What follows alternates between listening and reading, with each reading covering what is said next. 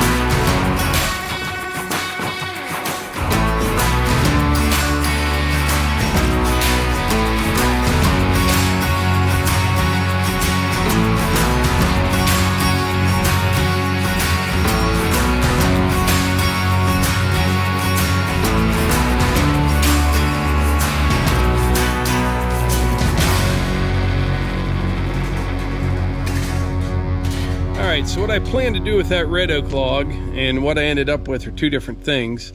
I wanted to get as many stickers out of it as I could, but once I got it opened up, I realized it's actually really nice lumber. So we got 6, these are all 4/4, 6 pieces 12 inches wide, 3 4.5 inches wide, and then I got a whole bunch of nice stickers as well. These were a little over 8 feet long. We cut our stickers 4 feet in length, so we'll get quite a few of them out of this. What I like to do is get these cut and stacked up. You actually stack and sticker the stickers to get them to dry before you use them to stack and sticker lumber. But anyway, that's it for now. I'll report back first thing tomorrow morning. Well, this morning is another hot and humid day, and boy, is it dry. We need the rain badly. We haven't had any substantial rainfall and I don't know how long, but it is just super dry, and I don't see much on the forecast either. But right now we need to head out in the woods, take care of a little something. I'm gonna load up my little toolbox here on the 4-wheeler. People always ask what I use to measure my firewood. Pretty basic: tape measure and some sidewalk chalk. We'll use this stuff down at the wood yard later on today. We're going to throw in a few little snacky snacks, and we're good to go.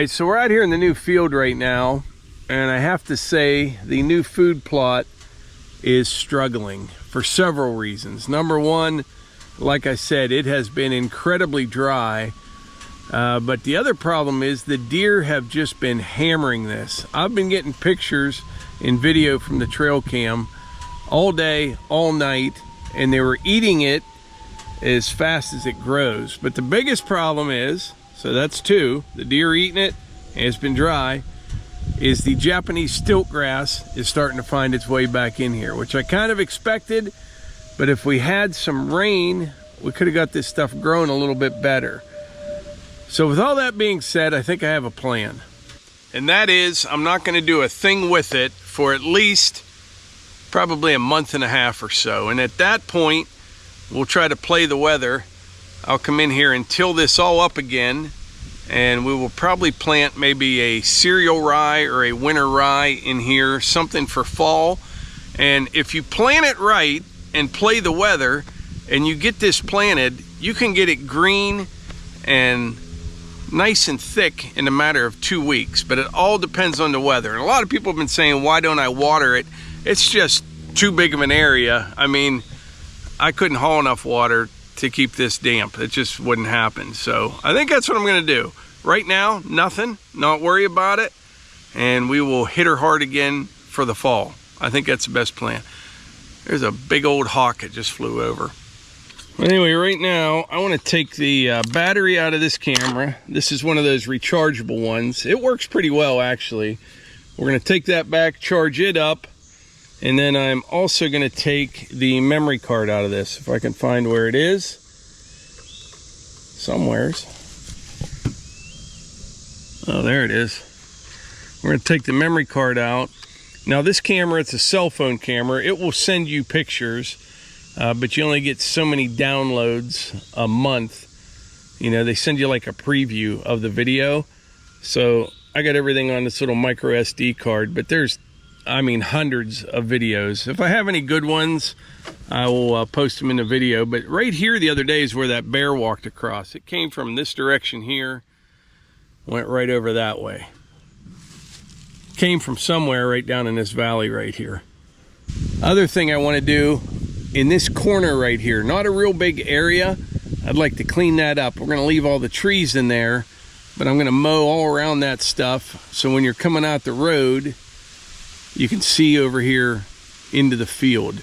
Probably a line somewheres right in here, from there over, and I think that'll look pretty nice and serve a good purpose as well. So earlier I mentioned that today's video was sponsored by Chomps, and I want to say something about sponsored videos. We are very particular about who we do business with. It has to be a product that we would actually recommend, something that we like, and something that is of good quality. Chomps is it. Chomps is a perfect snack with all the nutritional value, bold flavors, and healthy benefits. I mean, who doesn't like a good beef stick? Now for me, Chomps started out as the perfect travel snack, but that has since evolved into the perfect snack whether I'm on the road or I'm here at home working. Not only do they taste great, but it's kind of like feel-good snacking because they're a good source of protein and they have real ingredients. Not only that, but it's a great on-the-go snack. Whether you're traveling in your vehicle or you're working and you want a quick snack, this is the ticket right here. Each one has 10 to 12 grams of protein and no sugar. Here I have a jalapeno beef stick or original beef. Let me know in the comments, are you a jalapeno type person or just original? Personally, I'm all original. About 80 to 100 calories per stick, non-GMO and gluten-free. If you want more information on Chomps, click the link in the description box. I gotta get back to work.